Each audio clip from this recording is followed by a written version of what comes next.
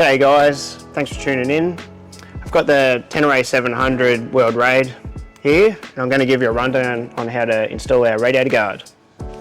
Now, you'll see I've already removed the plastic louver.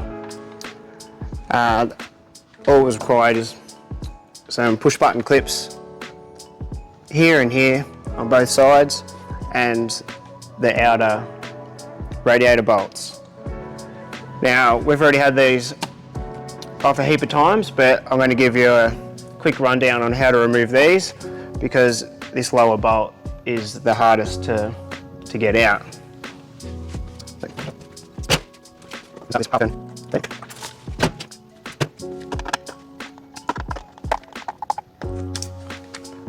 Now you notice when I pop this off, we've already got the blinkers disconnected.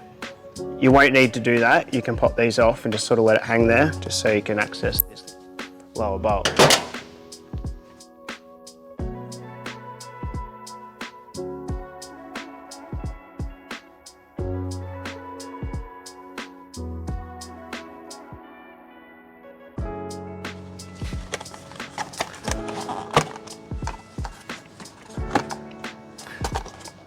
Just pop this lower grommet here, top one, and then just slide it. So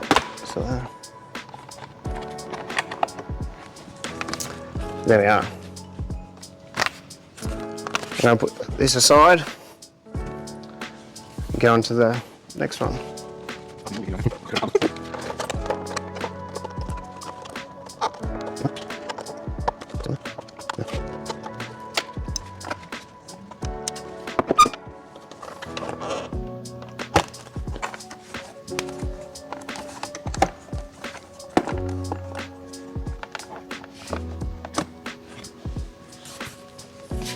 So once you've popped off your side covers, remove the lower bolts and remove the plastic louver,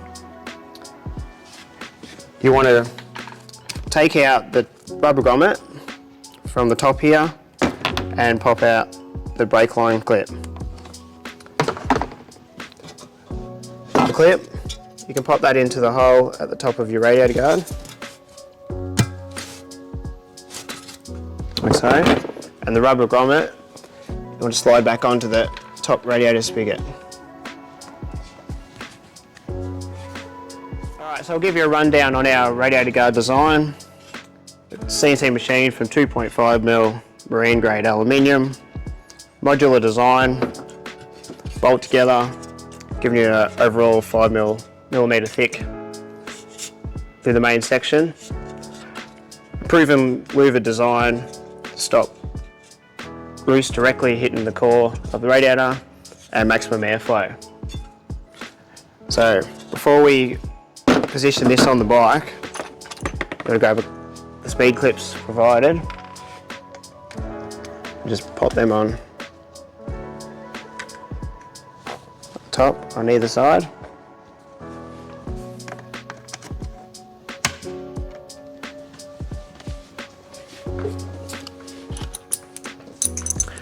And while we're at it, if you've taken your side covers off, or you've still got them there, you also want to pop a clip at that lower mount there.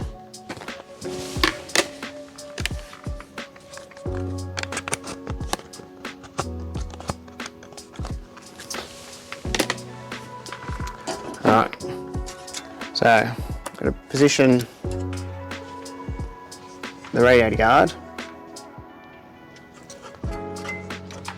and you want to make sure that you've got this horseshoe shape at the top there, relocates on the rubber grommet that we installed earlier. That's how it's going to sit. Now I'm just going to loosely install the flange bolts at the top, just to keep it positioned so it doesn't fall off.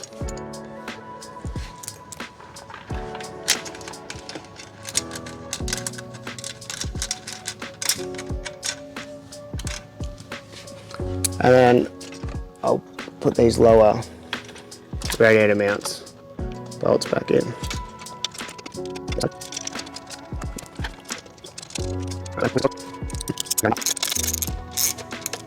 Now, before I do tighten them, just want to make sure it's properly in position and push back on that rubber at the top there.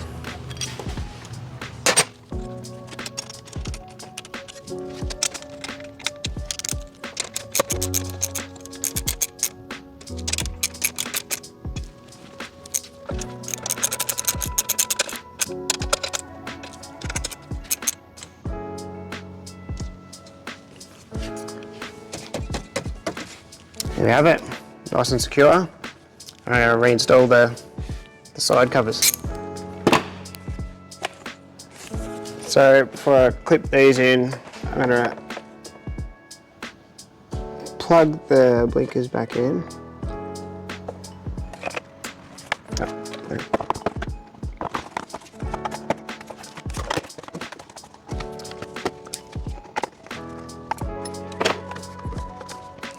Sorry, now.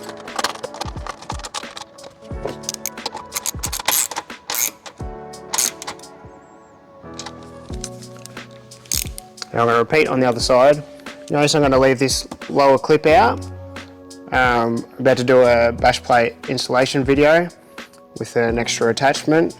You can follow the link and see why we've left that out. I've got both the side panels reinstalled.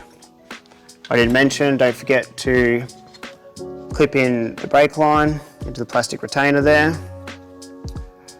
For some more detail about our radiator guard design, we've gone for the multi-piece louver to allow us full coverage of the radiator cores, stopping dirt, grass and other roost directly embedded into the radiator. Even if some stuff does get through, it's going to hit the louvers, it's going to slow it down so it just doesn't just pack in there. You got maximum airflow, just like every other motocross louver design. That's why we've gone this way. We've also got these available for our Transalp, Aprilia and Triumph. The Triumph prototype design, it's been around Australia in 40-degree heat, so that's proven that there's been no overheating issues. Yeah, that's all I've got to say. Tune in for the next one.